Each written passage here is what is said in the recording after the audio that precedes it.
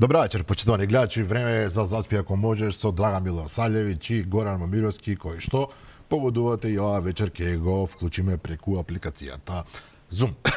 Пред малку овдека стоеше и неговата чаша за вода, меѓутоа ќе мора да почека уште неколку дена неговата чаша. А вечерва наш гостин, поточно гостинка е претеничката во Собранието на Република Македонија, господјата Дафина Стојановска. Добра вечер. Добра вечер, благодарам за поканата. Среќна нова Божич и сите празници кои следуваат овој месец. Да, благодариме, се разбира и во име на гледачите, ние уште вчера тоа го направивме. Иако морам да признавам, почитувани гледачи, и ова од порака од господјата Стојановска и таа вчера што ја упативме, надеж за подобро утре, иако според она каков е почетокот на годината, ако по неа се познава што ќе се случува, се плашам дека нема да биде толку добро.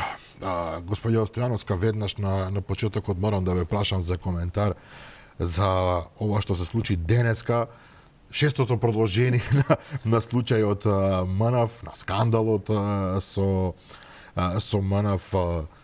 Денеска требаше да бидат сменети сите директори во МНАФ, меѓутоа владата одлучи да смени двајца. И интересен момент е тоа што прво беше предложен еден кандидат, господинот Мехмети или Мехмеди, не сум сигурен, за кој што најпрви медиумите мораше да објават дека не ги исполнува условите за таа позиција и при тоа да се потсети дека господинот во минатото како директор на друга институција успеал и својата сопруга да испрати во Мадрид со државни пари и самија да замине во Сунгапур со државни пари за по час-два, веројатно, во владата да размислат малку дека тоа навистина не би било убаво и да предложат сосема нов кандидат за истото место. Па не би ме чудило ако додека емисијава наша трае испадне дека и ово е последно предложение од Мехмеди, чи нам беше. Асани е овој сега. Асани е вториот Хекуран Асани, ако случајно и со него нешто се случи, јас да ви кажам вака сатирично ќе им предложев, може би добар кандидат ќе беше сопругот на Мила Царовска, ако се сеќаваме, тој нешто со дронови имаше некој бизнес бездејчи за нив летањево. Тоа што се случи пред колку 5 дена се случи, ние 5 дена чекаме владата да реагира за ваков скандал. Ова е имаше празници пратенички, така што експертите го споредуваа со терористички напад.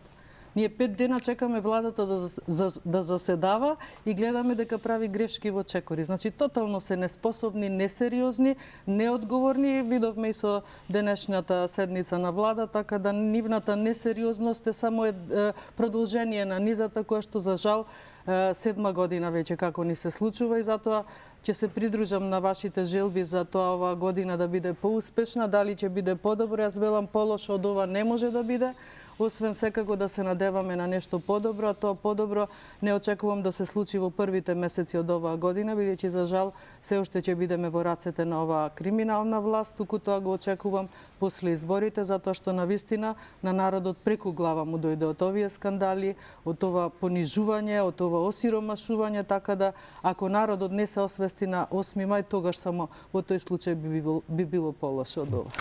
Рековте неспособност и ќе се согласам за тоа, верувам дека и нашите гледачи ќе се согласат со овој термин, меѓутоа дали ќе се согласите вие дека неспособноста е само едната страна од паричката? Да. Бидејќи во ДУИ не може ли да не знаат кој е човекот што го предлагале? Апсолутно. Да, но тие тука ја користат нивната позиција на нели како ние ги нарекуваме поголемиот брат, дека нивниот збор е прв и последен, дека никој нема право да им се спротистави, но ете благодарение и јас мислам дека е на тоа што медиумите го открија за прво предложениот кандидат во замена на овој што го разрешија и благодарение на медиумите предпоставувам дека не можеа и против ова да одат, па ете изнајдоа некој тука вработен кој што ја поседува таа дозвола за контрола на летање, па да видиме дали оваа одлука ќе биде, се надевам, ќе помине низ проверки како што би било ред и ако е предлог на ДУИ, барем да биде согласно на законот и на оние услови кои што навистина ова сериозно место ги бара. Бидејќи фала му на Господ што не се случи никаква несреќа, но дали се свесни, ако тие не се народот, е сигурно дека беа загрозени животи на многумина. Замислете да се случеше, не дај Боже, некоја несреќа во тоа време кога таму, како рекоа тие од Дуј, дека се кошкале меѓусебно вработените. Да. Јас знам дека немаат смисла за хумор, но да помислам дека си играат мајтап со сите нас. 6 години поред како да играат мајтап, а за сметка на нивниот мајтап, ние сме понижени на секоја сцена, не внатрешно, не надворешно. Видете го премиеров на што ни личи. Тој е еден палјачо поставен во влада, кој што не знам дали неговата неспособност и несериозност ја покрива со глупостите, или пак глупостите се резултат, не знам дали на вишок или на недостаток на вино, нели во една песна Глупи рајчи се бараше уште вино, или недостаток или вишок на струја, нели фирмава, не знам како му функционира, на вистина несериозно. Не е човекот хумористичен за да би рекла дека игра мајтап, но позицијата му е премногу сериозна за да еве полни 2 години ние на премиерско столче, понижувајќи се пред секого, најмногу пред Дуј. Замислете партија која што е мнозинство лидер би требало да биде во таа коалиција. Де факто е лидер по бројност на пратеници, но гледате како сервилно се однесуваат. И пазете, не само кон коалициониот партнер, туку сервилно и кон сите останати надворешно. Значи, буквално срам на секоја сцена. Уште на самиот почеток Али Ахмети во на легендарна изјава му рече како до сега. Како до сега. Да. Горан го имаме на линија. Горан, добра вечер за тебе.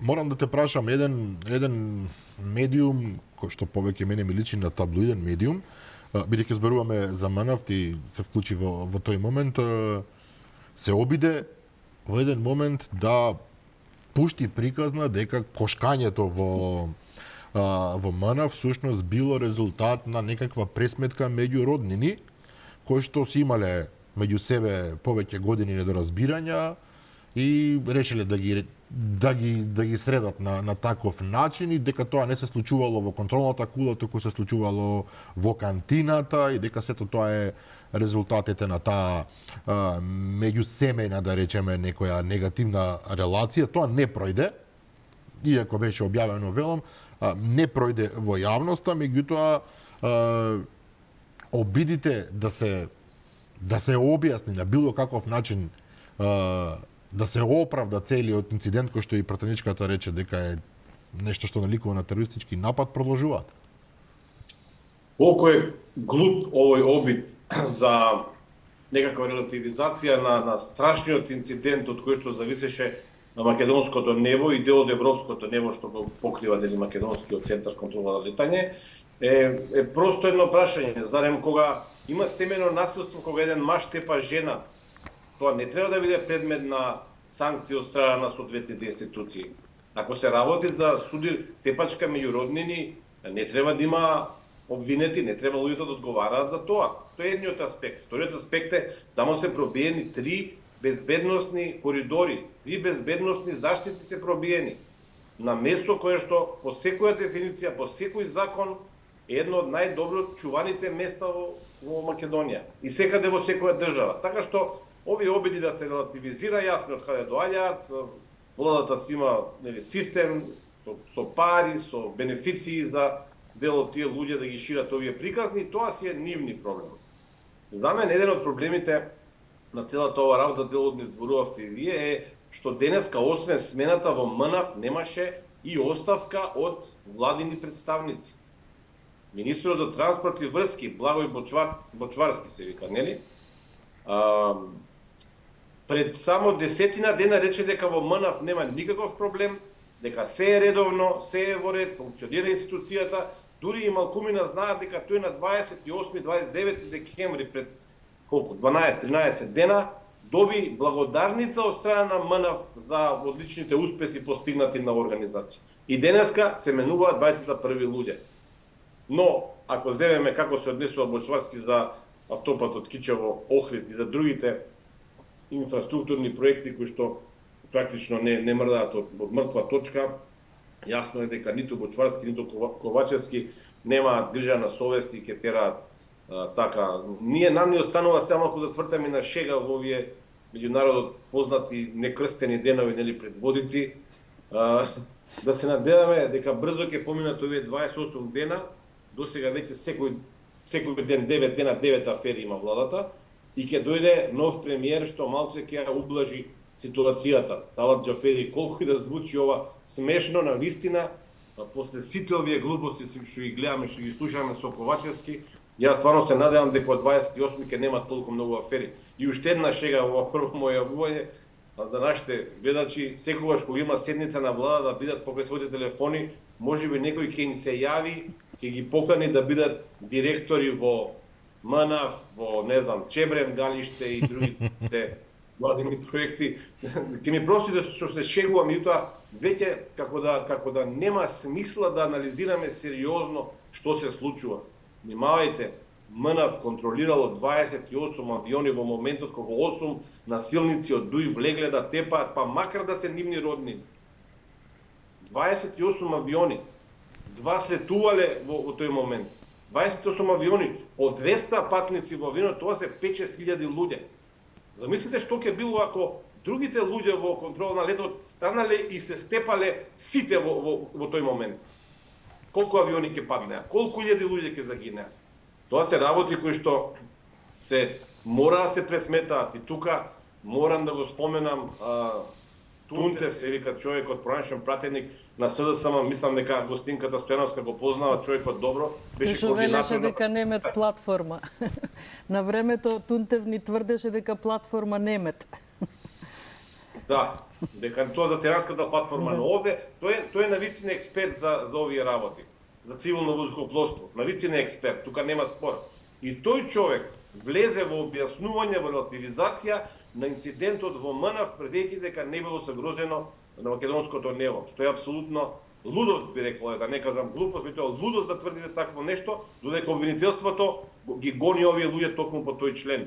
Знаете како, јас разбирливо ми е да представниците на партиите да бранат одредени партиски политики и процеси така натаму. Меѓутоа, ова што се случува сега е срам, особено за Тунтев, кој што барем за мене беше некаков експерт за цивилно воздухопловство. Од сега натаму тој мислам дека треба да си размисли и да самиот да се замени. Само уште една работа ќе ми дозволите, околу луѓето во цивилното воздухопловство, агенцијата што ја води Тунтев, кои што треба да ги контролираат работите во МНАФ. Ако направите анализа, ќе видите дека таму се тројца луѓе, функционери на ДУИ, кои што имаат директни ингеренции да ги проверуваат, да утврдуваат, да прават мониторинг, контрола на работата на нивните сопартници во МНАФ. Што мислите дека тие луѓе од ДУИ ќе утврдат некаков пропуст на своите партиски колеги? За жал, не верувам такво. Не веруваш. Додека Горан зборуваше, јас морам да ви признам, поштовани гледачи, задоволство ми е кога ги правиме овие емисии во живо, бидејќи е прилично доцна и пристигнуваат сите информации на денот. Меѓу другото, иако пратеничката рече да очекуваме можеби уште една промена во одлуките на владата, чудно, да. меѓутоа многу интересна работа од владата најавиле воредна инспекција во синдикатот на МНАФ, што е навистина за мене поразително. Поразителен Луѓето кои што се пожалија затоа што се случуваат недопуштени работи, кои што алармираат за опасност, сега добиваат вореден инспекцијски надзор, тие самите велат слободно, нека дојдат, ние немаме што да криеме, меѓутоа пораката во овој потек е навистина опасна. Ова е исто опасна. толку апсурдно, Драган, како што беше апсурдно апсењето на еден од повредените во ова кошкањето, нели го апсија затоа што немал дадено изјава. А зошто немал дадено изјава? Кај биле институциите за тој човек да даде изјава, кај нас ќе испадне дека тепаниот ќе биде и виновен, како што и во многу случаи сме сведочеле за тоа. Горан спомена дали зошто не се случиле оставки на ресорни министри, па колку случаи имавме ние кои што пројдоа без оставки, кај овие луѓе нема грам морал, пожарот во модуларната болница во Тетово. Немавме оставка ни од Филипче, ни од Шахпаска. Каде што имаше жртви луѓе живи изгорија. Директно виновни и одговорни.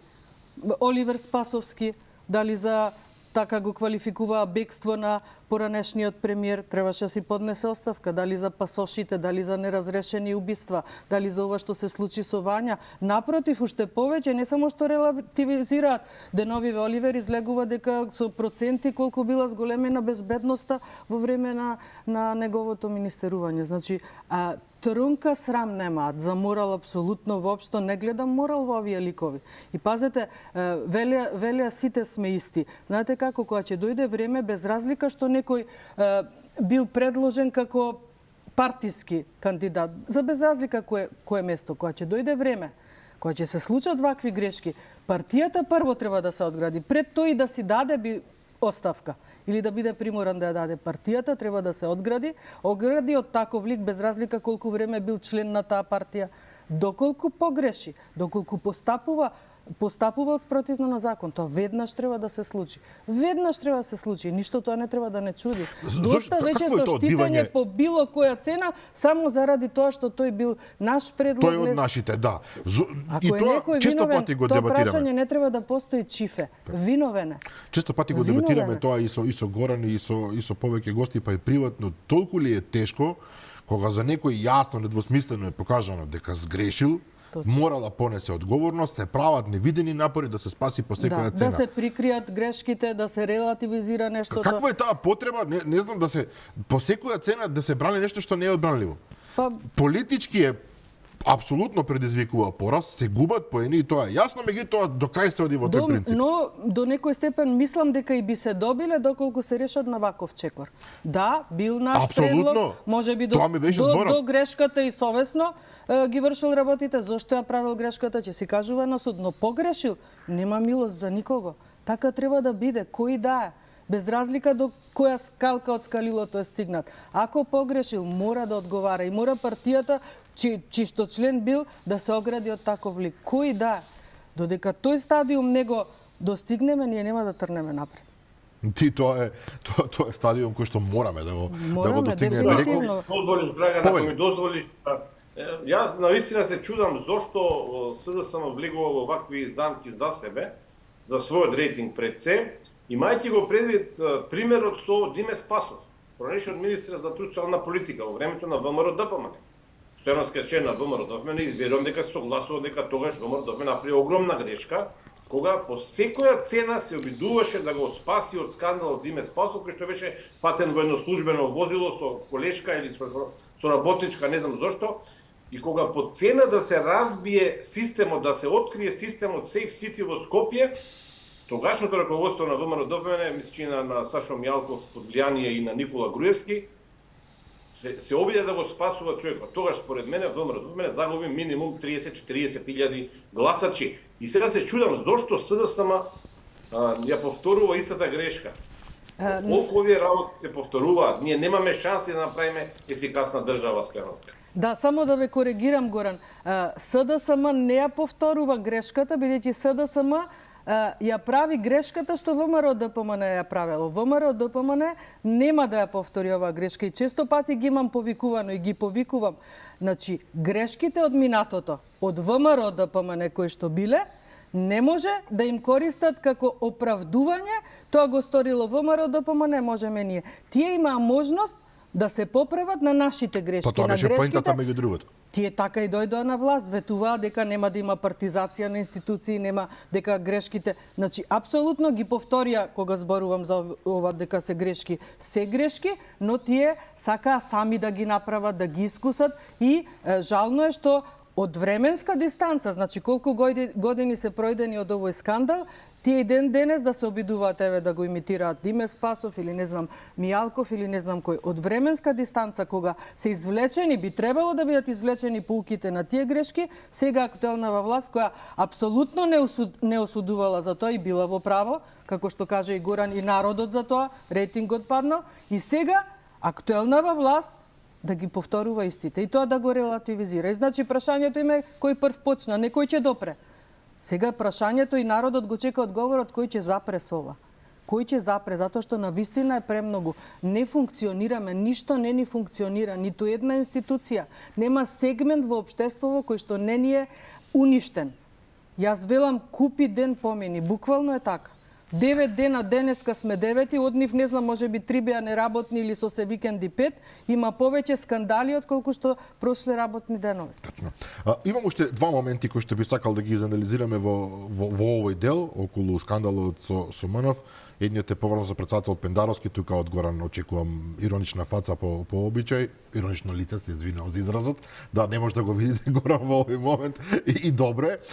Имено председателот Пендаровски повика на целосен ремонт на македонската навигација и ова е многу важно, поттикнати од меѓународната загриженост по инцидентот во кулата за контрола на летање. Значи председателот повикува на ремонт затоа што меѓународната заедница изразила загриженост.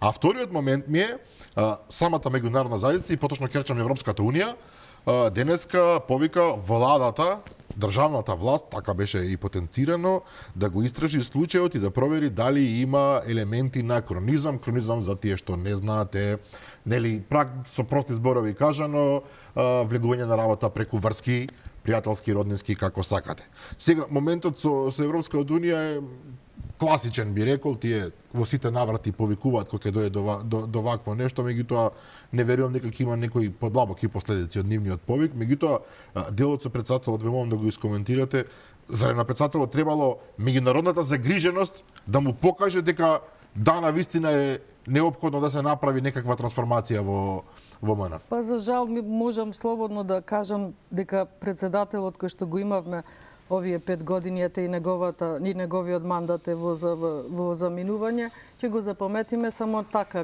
реагира кога некој однадвор ќе не опомене, инаку никако не ги искористи алатките кои што председателската функција му ги овозможуваше, така да јас да имавме председател каков што требаше да имаме, јас и од него ќе очекував да свика и тој итно обраќање во парламентот или да повика на лидерска средба. За жал реагира само така на некои опомени од надвор, но конкретно ништо не превзеде 5 години како воопшто да немавме председател на држава, туку само човек кој што оддалеку некој коментар ќе даде, но ништо лично, ништо свое.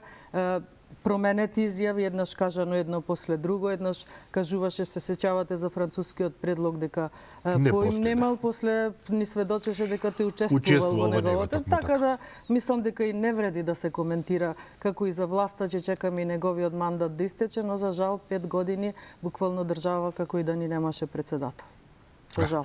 Горан, веројатно ќе се согласиш со пратеничката, меѓутоа те молам тебе за коментар. Реков дека Европската унија имаше собствена реакција за да се провери кронизмот, меѓутоа мислам дека е поважна реакцијата на меѓународните воздухопловни или како да се нарекуваат институции кои што и тоа како поостро реагираат на целиот скандал. Ова е информација која што ние како јавност, како медиуми ја немам. Пендаровски е должен да објасни кој е тој што реагирал со загрижување. Дали е Европската асоциација за контрола на летање, дали е Европската унија, дали се нашите партнери од НАТО. Претпоставувам дека кај него се работи за нашите партнери од НАТО, со кои што тој како шеф на држава одржува некаква комуникација, дали е некакви разузнавачки информации кај него дошле преку агенцијата за разузнавање кој што тој ја контролира преку неговиот човек Ерол Муслиу. Ова мора да го објасни заради тоа што ние сите заслужуваме да знаеме каде се пропустите. Понекогаш најголем дел од грешките на нашите власти ние ги дознаваме од реакции од странци. Во оваа ситуација навистина сите што летаат од Македонија, а тоа се околу мислам дека околу 600-700 илјади луѓе годишно, заслужуваат да знаат што се случува во телото кое што го контролира македонското небо во смисла на безбедност. Инаку, да беше висински председател, нема да бидам циничен, ироничен, речети преска, и бидам сериозен. Пендаровски веднаш во четвртокот по упадот, по пробивање на 3 слоја на безбедности обрачи околу ова стратешка локација за Македонија, ќе свикаше Совет за безбедност. Значи, тука немам дилема. И уште една работа околу Пендаровски. Оваа ситуација со летањето и тензиите таму се случува повеќе месеци, да не кажам една година. Тој досега ниту еднаш не реагираше. Сега виде дека се крена целата јавност и сака да направи политички поени пред следните председателски избори. Не оди тоа така, за жал, водот за него помина, но негово право сега да излегува и да глуми и да кажува дека е загрижан, да дава поддршка на контролите на налетање. Тоа требаше да го направи претходно, па ако треба и тамо доди да живее со тие луѓе во контролата на налетање, во контролната кула да живее со денови за да ги заштити тие луѓе. Сега вака од кабинетот да рони крокодилски солзи, според мене е веќе предоста. Околу реакцијата на Европската унија, ако ми дозволите, тоа е директен удар, шлаканица за вице-премиерот за евроинтеграција Бојан Маричич. Тој во целиот овој скандал молчи, се обидува да не преземе никаква одговорност, меѓутоа факт е дека контролата на македонското небо е дел од врските на Македонија кон европските партнери со кои што работуваме околу Евроконтрол.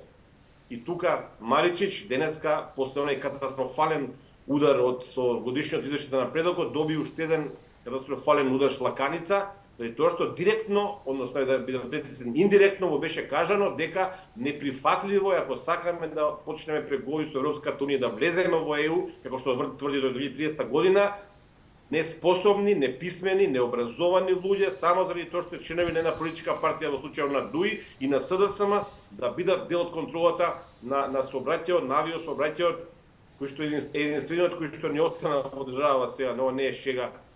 Железницата замре, автопатот Кичево Охрид го нема, другите патишта, не знам дали некој автопат 1 километар не е направен за 7 години, веќе луѓето и да сакаат, нема како да избегаат од државата.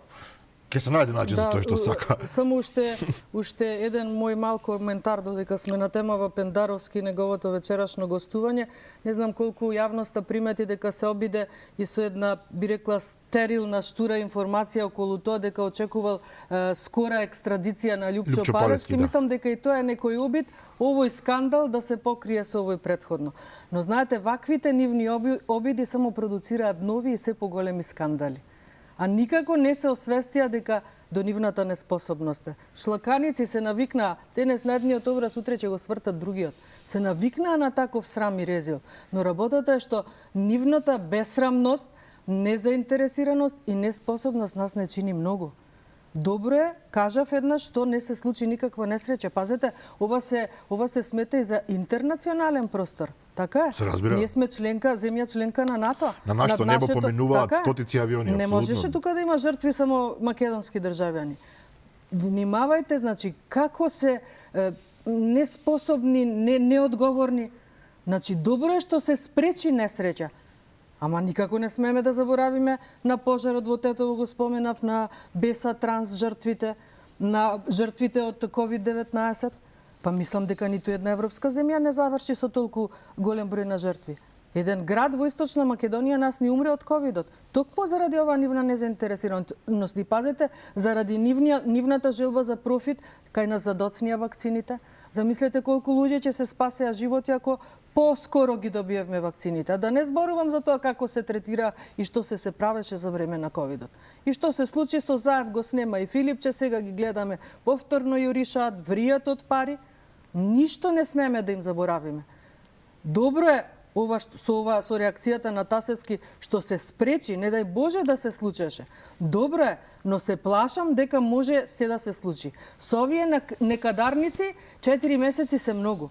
Верувајте ми дека се многу. Не дај Боже да се случи нешто и некоја информација за тие што не знаат, прекинате штрајкот, односно нема да има штрајк, ставене во мирување, да. Значи ќе продолжи да се лета на македонското небо, од навигација вела дека се е безбедно сега за сега. Горан Павели, имаш уште коментар?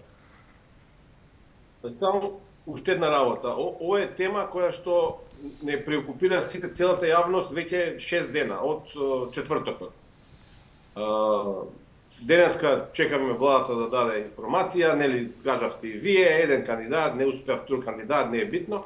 И внимајте, во 22:59, 23 часот денеска, на денот кога целата јавност чека да види разврска од владината седница на која што се менуваат директорите, и да бидам искрен, многу луѓе очекуваат дека ќе биде донесена одлука за преиспитување, за начинот на вработување на вработените контролори или работници во МНАФ кои што избегале од тестот, тоа што не ги знаеле прашањата, па повторно биле вработени, Европска унија според тоа што го прочитам.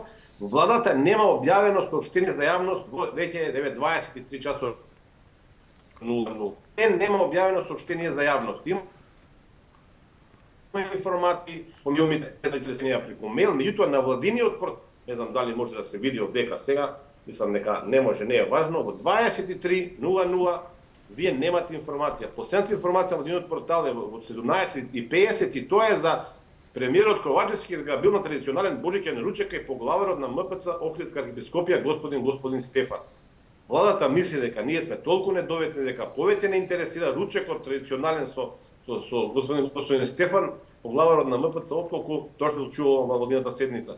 Непростлива работа во смисла на транспарентност, отчестност, за тоа што сите граѓани ги интересира, затоа што сите, ако не летаат лично, има дете, братуче, татко, мајка кој што лета од Скопје кон некоја од светските дестинации, европски дестинации. Да. Не се извинам само на гледачите за неколку секунди, Горан кога зборуваше, беше нестабилна интернет линијата, не сум сигурен дали успеа да го фатат во целост неговото зборување. Се надевам да. Само да се надградам сега на овој разговор.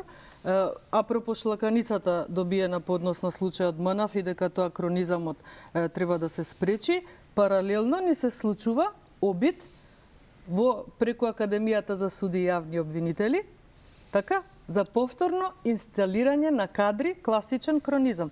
Затоа велам, една шлаканица добива че го свртат образот за друга. Само си тераат по своје и по старо, баш како што кажа лидерот на ДУИ, како до сега. Како до сега, како да. До сега. Го имавме тоа во вестите на 130 луѓе ќе збришат законска одредба која што вели дека електронски треба да се полагаат тие тестови, да се оди на писмено, за да повторно настапат на сцена нивни луѓе и потоа ќе се чудиме зошто ни се случи. Јас така и кажав, 27 април се случи во судски совет летоска, така е? Месеци неколку треба за да го поништат новоназначениот председател. И да ја вратат Весна Данева. Што со тие одлуки донесени во тие месеци? Значи, катастрофа. 27 април им се случи во општина Карпош сега. Значи, пукаат по сите шевови. Но морам да ве прашам, пратенички, во овој аспект, бидејќи самата го споменавте и кога ќе дојдевме секако до таа тема. Ова што се случува сега во судскиот совет, што се случува со академијата, со внесување на кадри и така натаму, сите го гледаме на јавна сцена. Меѓутоа, вас, како предпоставена идна влада, кога мислам на ВМРО, ДПМН, се разбира, ве става во деликатна ситуација. Затоа што од една страна јавноста ќе очекува, а и кај вас предпоставувам ќе има природен порив, тоа некако да се реши, да се промени, да се поништи тоа што може да се поништи, да се сменат луѓе кои што се на неправилен и нелегален и нелегитимен начин поставени. Од друга страна, лесно ќе можете да бидете обвинети дека вие се мешате во власт која што по дефиниција не би требало да биде одделена од извршната. Односно како влада и како собрание, ако сакате, вие сте пратеничка, не би смеле да се мешате во судската власт. А тамо се очигледно круцијалните проблеми. Не, за мене и тоа е едноставно доколку се функционира како што треба. Таму само треба да се остават луѓето, ние не можеме веднаш да ги смениме, но ќе се запрашаат дали ќе носат одлуки по нарачка, пазете, зборуваме за судска одлука, за одлука која што на некому му го менува животот, решава животни судбини, апсолутно, да. Пазете, ние имаме 7 година луѓе во затвор, неправедно обвинети, неправедно осудени. Како може тоа да не се разреши, да не се врати на повторно судење, на ослободителни пресуди за оние кои што, како тоа ќе им се надомести? Ајде што би добиле тие ослободителна пресуда и оштети евентуални. Како ќе им се надоместат овие 6 години? Нема надоместување. Изгубено здравје, изгубени моменти со семејството, само едно што не изгуби, а тоа е нивната чест. Може би слободата ми ја одзедо, ама честа никако. Каде се честа на Русковска, на Кацарска. Грусковска во нашата емисија рече дека не чувствува грижа на совест. Многу бледо помина низ медиумските пера веста која што во декември се случи правосилната пресуда за случајот со Јане Ченто. Дека неправедно бил повторно приведен во шутка заради лажно сведочење на вработен во МВР. Каде е тука одговорноста? Кој што наводно не го Каде се нашол на медиумските местото? перова требаше да биде топ тема? Тој човек заедно со уште 15, 6 години се во затвор. Кој ќе ги надомести тие 3 години што Гордана Јанкуловска ги помина без својот син? Или тортурата што ја трпат, се уште ја трпи Милијана Киевски, Спиро Ристевски, Трајко Велјановски, моите сегашни се уште колеги Љупчо Димовски, Жаклина Пешевска. Зарем мислите дека тоа не може да се реши? Многу едноставно е, не треба тука мешање, Драган. Тука треба само судијата да работи согласно законот што му пишува. Нема потреба да му се јави идниот премиер Мицкоски на ниту еден судија. Но кога ќе види дека нема мешање при носење на судски, зборувам правилни, согласно закон, не се случајно законите запишани, тогаш ќе внимава дали за некого ќе пресуди затоа што му должи, да речеме сега на Оливер Спасовски, не знам, на Заев му е должник, или ќе внимава да не донесе погрешна пресуда за која што утре ќе одговара. Секој судија кој што ќе донесе погрешна пресуда мора да одговара. Има разрешување на суди, така е? Луѓето немаат верба. Прво, ниво обвинителство, ниво судство, немаат каде во повисоки инстанци да се жалат, така? Ниту апелација, ниту уставен суд, ниту управен суд. Па се е поклопено, ако сме реални. Се е поклопено, но мора да дојде време. Затоа велам многу едноставно да се работи согласно закон. И пази, Драган, некој ќе се запраша како вие одма од првите денови на владење ќе покажете дека сте подобри од овие. Па ние со малку ќе покажеме дека се подобри од овие. Еве само со одење на работа и со некрадење. Ние ќе бидеме секако подобри. Но ние треба да бидеме многу подобри. Не е тоа доволно, тоа нема да е доволно. Треба многу работа. Многу работи се уништија. Ние сме под нулата. Ние нема да начекаме распадната куќа. Темелите и се разнишани на оваа куќа. И не само судството, здравството погледнете, образованието. Па еве ако зборуваме за собрание, нека провери некој новинар фреквенција на одржување на комисии за образование, за култура, за здравство. Најбројни седници има комисија за европски прашања. Не баре законодавно-правна комисија. Шверц, класичен шверц. Знаете, утре прва седница која е свикана, комисија за европски прашања, закон за игри на среќа. Тоа е нивниот, тоа е клучното. Тоа е клучно, да. Или следно што ќе биде за законите за реформа во администрацијата. Да, секој последователен извештај на Европска комисија приоритет ни давал дека мора да направиме реформи во администрацијата, но не европското знаменце сега да се злоупотреби за да се протнат некои замки, за да се инсталираат, да се наградат, да се унапредат нивните луѓе. Доста веќе со нивните и не нашите луѓе.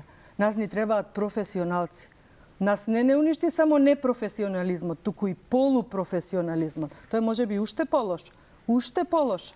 Знаете, може би некој да се стекнал со диплома, не знам, по Врски, по Татко, по не знам кој универзитет. Но ако некој на вистина се чувствувал одговорен за она што се нафатил да го работи, има можност. Во најмала рак ќе седне да учи. Кон повозрастниот ќе научи. Ако ја зел дипломата на брзина и без учење. Но немаат совест. Мислат дека ако ДУИ или СДСМ ги инсталирала, тие ќе бидат вечни. Само тоа треба да се смени. Ќе дојдеме на власт, ќе го провериме знаењето на сите вработени, така е? Не со писмени полагања, со електронски. Без никакви местенки, зборувам без никакви местенки, ни за мене, ни за вас. Само така ќе почнеме. Затоа дека подобри од овие ќе бидеме во првите 5 минути ако одиме на работа и не крадеме. Но треба да бидеме многу подобри. Треба многу да работиме, многу, но честно, искрено, посветено и добронамерно. Доста со делење тендери во 4 очи. Доста. Не можам да ги донабројам.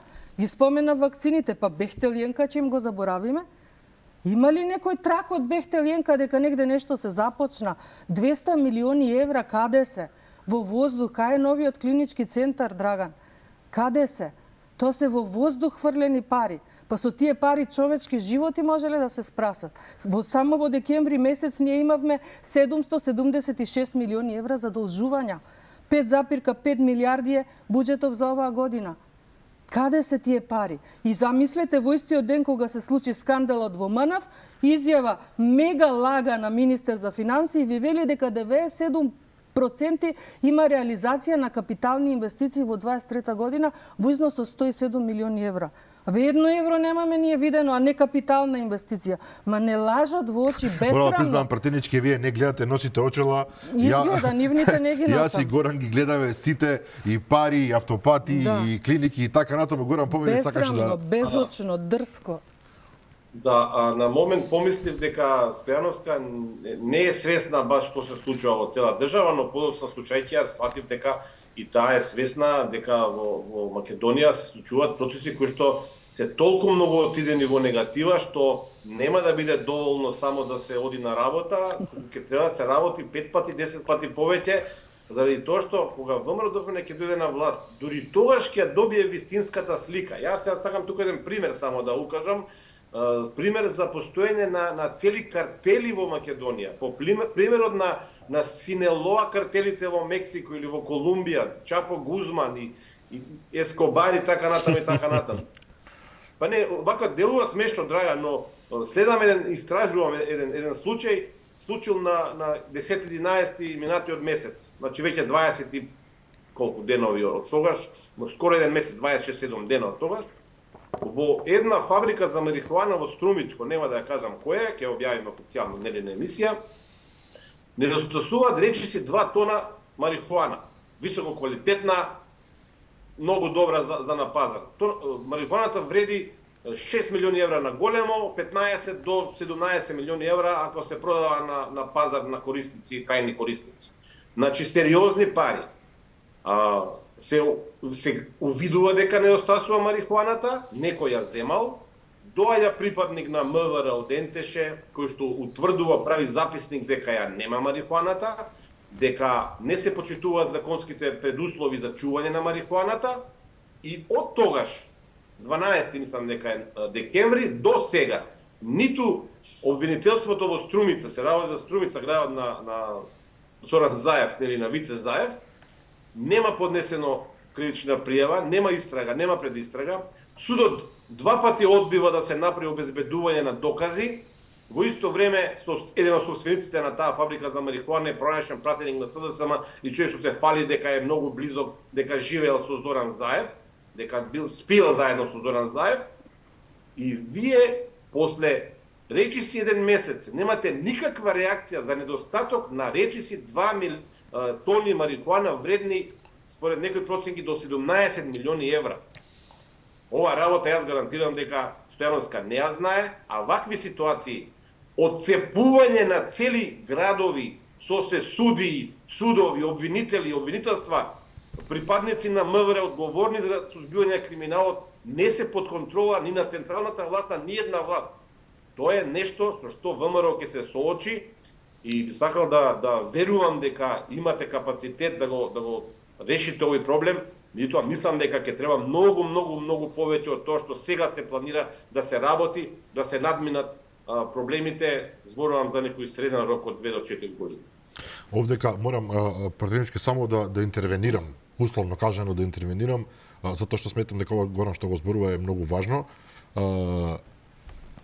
Ако зборува за толку снажно влијание на локално ниво, на добро Горан вели картели, сега тоа е нели збор за кој што можеме да дискутираме, меѓутоа на инсталации на луѓе кои што се доволно моќни самостојно да функционираат и не ја фермаат практично државната власт, вие треба од една страна да направите капацитет на државната власт која што апсолутно ќе покрие се, а од друга страна да гарантирано да поставите на локално ниво луѓе кои што безкомпромисно ќе се борат со овие локални шерифи кои што мислат дека се им се може.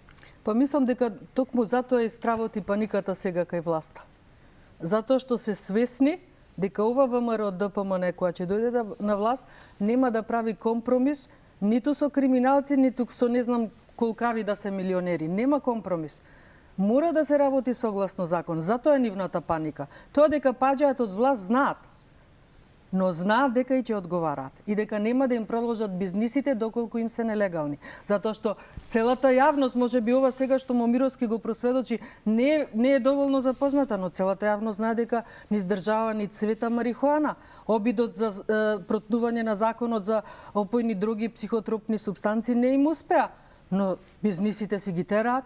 незаконски. Па истото ни се случува сега и со игри на среќа. Бизнисите на Артан Груби се во функција, само се нелегални. Сега им е, значи, главен приоритет да го легализираат криминалниот бизнис на Артан Груби, со кој што, внимавајте, че се оштети буџетот на државата со преку 260 милиони евра.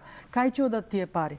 И знаете, во секој таков штетен закон, че одберат една мамка популистичка која што лепи кај народот, кај сите, па и кај мене, она знаете, најпопуларно за овој закон која ќе слушнете е дистанцирањето од образовните институции. Да не сме да бидат на 500 метри од... Целта, Драган, далеку од тоа им е целта. Истото беше и нели со законот. Ние не да имаме кратка меморија, но скандал врз скандал ни се случува. Секој нареден поголем од претходниот и веќе навистина ни е преполна меморијата. Но да не заборавиме, да не им ги заборавиме обидите во времето на Филипче и Заев, токму на оваа тема. И тој закон не помина, но бизнисите им тера.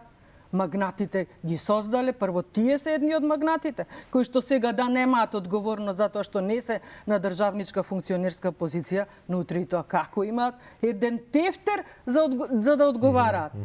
Делот со лотаријата ми е многу важен, особено што доколку поминат овие измени кои што се најавуваат, еден куп луѓе ќе останат без работа. Луѓе кои што со децении веќе работат во проценката е, ние имавме средби со дел од асоциациите од оваа област, од ваквите објекти, игри на среќа, обложувалници, кладилници, бројот е негде преку 10.000 луѓе вработени. И ако зборуваме на темата како што зборува актуелната власт, бидејќи нели прв критериум има етничка припадност, повеќето од 90% се македонци. Небитно 10.000 луѓе би останале без работа во објекти кои што се легални. А пазете, повеќе од 6 месеци, можеби повеќе од година, функционираат нелегалните објекти на Артан Груби. Овде во делов кај што се наоѓа вашава телевизија, мислам дека нели имаше таква вест, купени однапред за не знам колкави пари, кири. Но оправдано е, нема училиште во близина. Дистанцираат од образовни објекти, но отвараат една сосема нова, не би рекла ни сива, црна зона. Па видете го примерот со соседна Албанија. Еди Рама, мислам дека преку 4 години водеше војна токму со овие објекти игри на среќа. Се откажал. Знаете зошто? Затоа што борбата резултирала со пропаст економски за сметка на тоа што се развил црниот бизнис.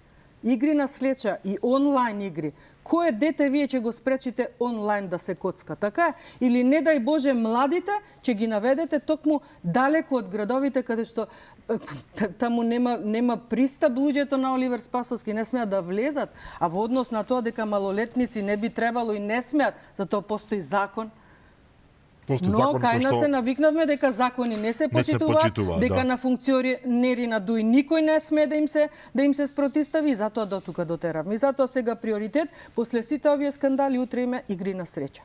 Игри на среќа, за да се, тоа е една дивоградба создадена, тоа е исто како што им велеа на магнатите градежни. Изградија зградава без дозвола, после ќе легализираме со нова измена на закон за дивоградби. Пазете, терминов само, закон за дивоградби. И ова е исто класика. Значи, функционира бизнисот на Артан Груби. Само треба да се легализира пред да заминат од власт, за да утре законски, по тој нивниот нов закон, не би одговарал. Во ред, меѓутоа повторно ќе се вратиме на истото. Ревизија, како што кажав, треба да има ревизија на случајот со уставобранителите неправедно осудени. Тие не бараат милостина, тие дури не се ни согласуваа со законот за амнестија, кој што овие не го ни ставија на дневен ред, така и за ова, има ревизија на се. Пазете, кога ќе се влезе во институции, ќе се откријат многу уште, можеби нејавноста, не знам, ниту најистражувачкиот новинар не може да ги открие. Затоа што се заглавени во криминал. Заглавени. Веќе и тие не функционираат од нивниот, од собствениот криминал. И затоа велам, со свој камен по своја глава веќе почнаа да се удираат. Па им се случи МНАФ, им се случи онкологија, велиме недостасувала марихуана, па недостасува лекови за онколошки пациенти. И како заврши тој случај? Исто и за него чекавме 5 дена да се реагира. На наша иницијатива се додадоа тие 2 точки на дневен ред. И како заврши? Никако. И сега ќе чекаме некој нов, поголем скандал, не дај Боже само да има жртви, за да се покрие овој претходниот. Па доста е веќе. Навистина е премногу. Навистина, овој народ, особено после случување во МНАФ, верувајте, на улица гласно говорат дека ова е, значи, претерано. И дно не е збор за ова, нема дно. Значи пробиени се сите граници. Јасно. И сето ова се случува, Горан, еве ти имаме повторно на линија, се случува буквално денови се во прашање пред да биде формирана таа техничка влада на чело со Талат Џафери, кој што нели до сега беше председател на собранието, односно се уште формално е техничка влада која што би требало да ги подготви изборите, но многуми не велат боже мили што не чека во тие 3 месеци. Јас не мислам дека нешто многу драматично ќе се смени, сепак таа влада има ограничени нели овластувања да носи посебни некои одлуки. Изборите ги подготвува формално правно државната изборна комисија. Да, точно оваа влада ќе се обиде да наметне некои своји правила на игра во смисла на подкуп, во смисла на влијание на критични позиции во институциите, каде што ќе се дава нели мито преку некои министерства, ќе се прават притисоци преку МВР, каде што опозицијата мислам дека ќе има право само 15 началници да постави, иако вкупно во полицијата имате околу 110-115 такви клучни места кои што може да влијаат на терен. Не очекувам дека кој знае што многу ќе се случи во тие 3 месеци, ќе поминат многу брзо. Јас мислам дека народот е веќе одлучен и затоа денеска ме збуни, гледав една реакција, една емисија на колегите Борјан Јовановски и Сашо Ордановски, кои што велеа дека Сашо Ордановски вели дека да, анкетите се такви, ВМРО ДПМН води убедливо, меѓутоа дека во анкетите се изјаснуваат само половина од испитаниците и тој, како што го разбрав, смета дека другата половина може да изненади да донесе победа за ВМРО ДПМН, за СДСМ, се извинувам, и за ДУИ.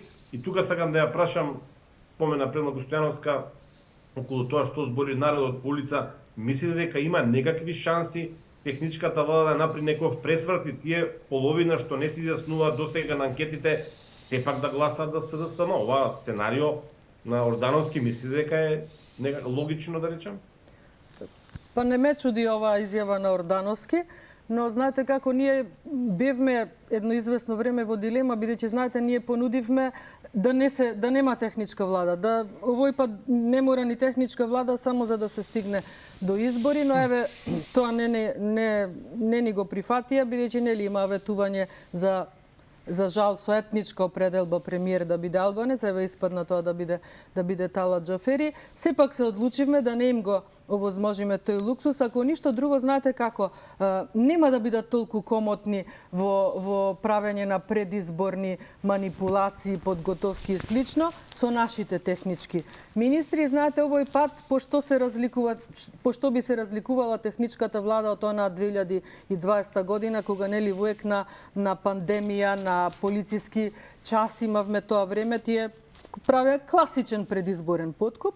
Сега не само анкетите, него општо целокупното расположение кај народот е против СДСМ и против ДУИ и сметам дека комоцијата нема да ја имаат и исто така присуството на нашите луѓе таму како идна власт секако дека ќе ги стави во некоја порезервирана положба вработените, па би рекла и партиски нека се вработени, знаејќи дека доаѓа власт на ВМРО ДПМН, која што нема да има милост за никој кој што би се обидел да се работува за евентуален предизборен подкуп и манипулации. Се надевам дека ме разбирате што сваќам. Ако во 2020 година имавме наши технички министри, но тие работеа со луѓе кои што беа убедени дека СДСМ останува на власт. Овој пат ни СДСМ ни ДУИ не се убедени дека остануваат на власт, затоа што тоа е факт. Да. Периодот што следува, ние како ВМРО ДПМН се уште немаме обелодената програмата. Така е, се уште ги немаме обелоденето кандидатите. Така да ќе има уште многу време за народот кој што е до толку разочаран што дури јас мислам СДСМ ќе работи на тоа. Ако не успее да оди на заеднички со СДСМ како би го прикрила нивниот пораз, ќе работи на тоа да ги остави луѓето дома. Ели во стилоците се исти, нема спас и така натаму, мислам дека периодот што следи ќе се разубедат и тие луѓе. Затоа што нивната неодговорност и немање храброст да се повлечат да кажат стоп, до тука е навистина повеќе не можеме, дополнително ќе им го зголеми поразот, односно разликата меѓу нас и нив. Значи крајно ги разочара. Па посебно сега со овие предновогодишни партиски вработувања, каде што пазете инсталираа луѓе класични аналфабети. Гледавте какви огласи имавме? Гледавте со кои критериуми? Мислам дека дополнително ги разочараа нивните. А дополнително ќе ги испровоцираат оние кои што сметаат дека нема надеж за спас на оваа држава. Уште два елемента, нешто денеска ми тргна со по два елемента во секое прашање. Едното е тоа што го спомна Горан со Саша Ордановски.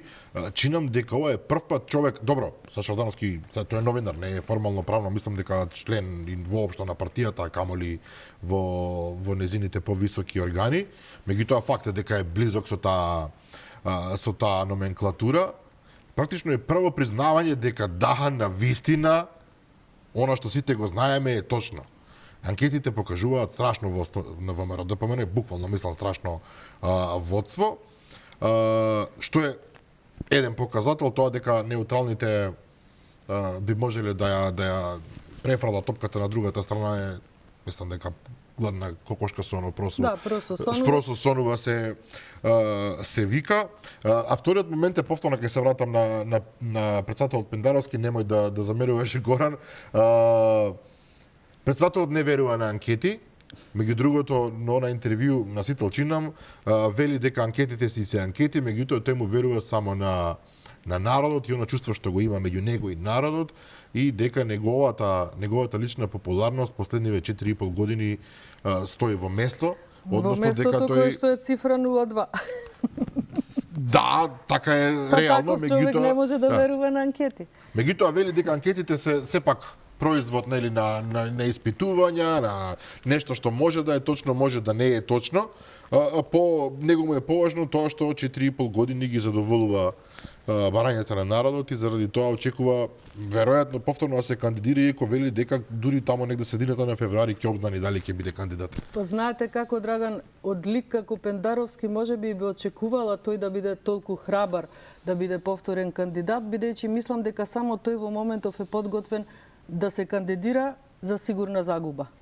Како лик само тој е подготвен за такво нешто, а Оливер Спасовски доколку се кандидира, мислам дека ќе верува на она што може како министер за внатрешни работи да го подготви заедно со сегашниот нивни генерален секретар, но ви кажувам, овој пат поинакви се констелациите од 2020 година, сега и внатре вработените, тоа нека не биде ниту порака, ниту закана, но моја прогноза дека многу ќе бидат внимателни да кршат закон, затоа што видеа дека кога ќе дојде чинот на одговорност, никој не ги спасува. Тие сами, лично со име и презиме, ќе треба да имаат работа со судовите, пазете, зборуваме за судови во кои што ќе се суди според закон. Што е така да голем ризик е за мене да сега таму вработените, без разлика дали се од СДСМ или од ДУИ, би дивееле, би урлале во институции каде што ќе има технички министер од редовите на ВМРО ДПМН и знаејќи свесни колку и да не ве што глумат, дека ВМРО ДПМН доаѓа на власт. Во еден дел ќе се сложам дека и покрај тоа што анкетите и тоа како се во наша полза, сепак за мене најдобра анкета е вечерта после изборите, тие ќе ја кажат точната анкета, но јасно е како бел ден. Ја затоа велам победата не е сигурна, сега ние треба да работиме само на што поголема разлика. Наша цел е нели до 61 пратеник да стигнеме, зошто да не. Сето тоа ќе зависи прво од излезноста на гласачите, а потоа нели од нивната одлука, бидејќи давањето глас за ВМРО ДПМН е во суштина и давање можност да одговараме за сето она што досега сме го кажале, дека ќе го спроведеме на дело. А да потсетам, веќе повеќе од 2 години ние докажавме какви луѓе имаме, способни кога би им се дала функција, тоа се нашите градоначалници. Јасно. Горан, повели 23-28, ова ќе биде твое последно обраќање вечерва. Прашање, конклузија, како сакаш? Околу го спомена повторно председател од Фендаровски анкетите, се разбира Драган и ние лично вака сакаме да веруваме дека нас гледаат македонци емисијата Заспи ако можеш, но еве мала фалба, не гледа ама околу 200.000 македонци секој ден кога имаме емисија. Тоа е повеќе од 15% од официјалната бројка нели на граѓани на Македонија. Сакам да кажам дека не е работа за фалење, само сакам да кажам дека секој сака да ја гледа работата како што нему лично му одговара. За Пендаровски е јасно дека не е 0,3% кој што беше на една анкета, кој што беше исто така точна анкета на Market Vision, тој толку освои од сите тамо наведени на листата, и тоа е јасно дека тој нема никакви ни теоретски шанси да победи на следните избори ако биде кандидат, и веројатно има некакви други причини зашто би се кандидирал. Или не може да ги одбие, ниту пак може да одбие некои други бенефиции што ги носи таа позиција. Не би коментирал повеќе, може би само уште едно прашање за Стојановска. Дали постои некаква шанса, иако според мене тоа е губење на суверенитетот на државата, па ако сакате и на партијата ВМРО-ДПМН, да седне да се разговара со странските партнери на ВМРО-ДПМН. Гледаме постојано има средби лидерот на партијата Мицкоски со различни меѓународни партнери да се разговара на теми како МНАФ, например, каде што се работи за руинирање на македонската безбедност, пред се во авиосообраќајот, но и генералната безбедност. Дали ВМРО-ДПМН може да побара средба со американската амбасадорка Агелер, кој што е највлијателна од сите, со шефот на Европската комисија во Скопје, со британскиот амбасадор, да им каже: луѓе, вие ги штитите, ги заштитувате овие луѓе во владата, меѓутоа нам директно со тоа не уривате државата. Може ли такво нешто да се случи во период што предстои? Горан, тоа им е посочено и на досегашните средби кои што сме ги оствариле како партија, без разлика дали преку лидерот Мицкоски или некој од останатите представници на извршниот комитет, секогаш им е тоа посочено, дека поддржувајќи ги овие криминалци на власт, само ни растеа корупцијата и криминалот. И еве, за жал просведочија и тие. Чинам дека Тасевски отиде во Европската канцеларија за да алармира за ова што се случува. Немавме апсолутно никаков проблем. Ние со сите нив разговаравме на темата уставни измени. Иако во се успеа ова актуелна власт, во сите понижувања, плячки, грабежи, скандали, јас единствено сум горда што не успеа во вторите уставни измени, а пазете, година и пол или две ја замајуваше македонската јавност, посочуваше имиња, броеше пратеници. Единствено во што не успеа е повторна промена на уставни измени. Зошто? Благодарение на нашата пратеничка група. Ако да речам, секој ден досега сме го носеле баластот на оние сумина и без разлика колку и да била добра предходната пратеничка група, символ за неа беа оние сумина предавници, за оваа пратеничка група. Видете, еден од оваа пратеничка група да попуштеше, со име и презиме да излезеше дека е за уставни измени, ние веќе нема да разговаравме за рейтингот и за сигурната победа на ВМРО-ДПМН. Нашата слога, сплотеност е нашата сила. Оваа пратеничка група, јас тогаш го споредив оној датум, бидејќи на 18 август требаше да се помине, тие го прекинаа чинот на гласање. Кога видел дека нема да биде, да. Тоа е ден на армијата на Република Македонија. Јас пратеничката група ја прогласувам буквално дека ја спаси Македонија од уште еден катастрофален пораз, кој што особено ќе беше пораз за македонскиот народ. Тоа се тие 44 пратеника кои што како влегува во 2020, така сега ќе излезат обединети, сложни, силни. Кога мислеа дека ќе не скршат, не правеа уште посилни. 2020 година, оној декември, со случајот Гама, невиден скандал беше и тој. Значи, не можеме да ги допамтиме. Се сеќавате, не оставија до 6 сабајле. Грење не исклучија, напротив, не мотивираа. Сите нивни такви чинови на насилие, на незаконие, не направија уште посилни, посплотени. Овие 44 луѓе се, како да ви кажам, за мене херои. Без разлика, не сум субјективна затоа што сум јас дел. Јас бев дел и од претходната. 44, дали 6 универзитетски професори, дали 6 доктори, дали дел од извршниот комитет. Луѓе кои што со срце, душа, со работа на дело покажале како може да се сработи и да се сочува достоинството. Прво своето на партијата, но најбитно на државата. 44 на број, никогаш да не се заборават херои. Еден од нив да попуштеше, ние денес нема да разговаравме на оваа тема. А замислете каква држава ќе имавме кога целиот народ би бил објективен, Па да бидеме пример. сложен и силен. Да бидеме пример. Да. Противнички Дафина Стојановска, ви благодарам за гостувањето Исто и вечер. јас, ми беше чест и задоволство. Горан, ти благодарам и на тебе, а и на вас, почитувани гледачи. Овде кај крајот на вечерашното издание на Заспи ако можеш, утре во 15 часот. Репризното издание, а јас и Горан ќе ви се јавиме со нови гости утре вечер во 22:30. До тогаш пријатно.